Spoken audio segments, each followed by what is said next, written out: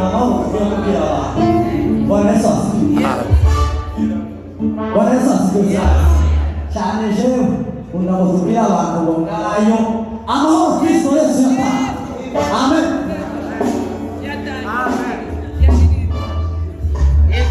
Yafashe imigisha yose, imigisha yo mu Rwanda, ikomeye muri Yesu, iramuduha. Yafashe imigisha yose, imigisha yo mu Rwanda, ikomeye muri Yesu, iramuduha. Yafashe imigisha yose, imigisha yo mu Rwanda, ikomeye muri Yesu.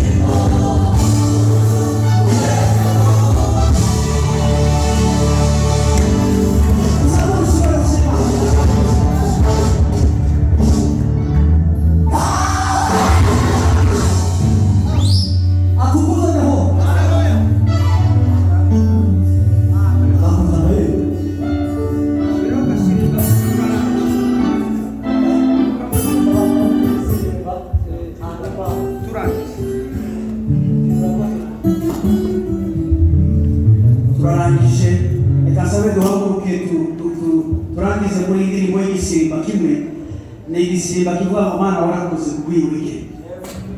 Amen. Kandi mubikora ntimuguma ahangaha uko mumanuka n'imbaraga z'Imana zimanuka. Imana ihimbaza. Reka ndumva baziwe ko dusengera abasore. Yes.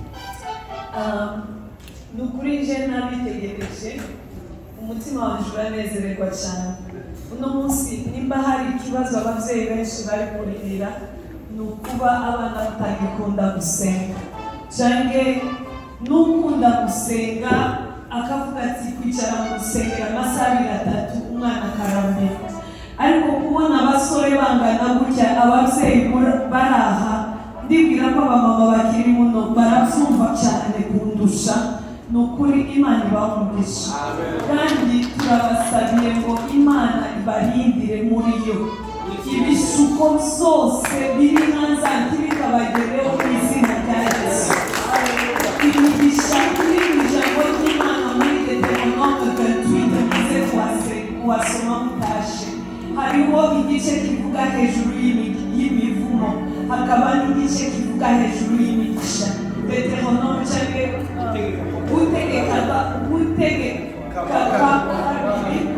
kabiri igice cya 28 musome zo mugisome cyose, musome igice cy'imigisha, musome n'igice cy'ibivumo, ariko nta muvumo n'umwe uzababaho, ahubwo imigisha yose yabanzitse.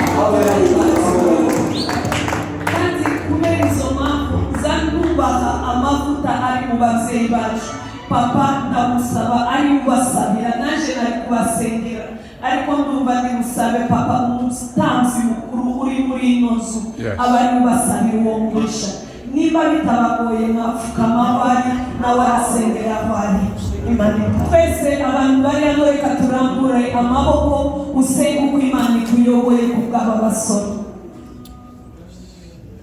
Imana si umwana wacu Yesu, Imana yose itarabaho.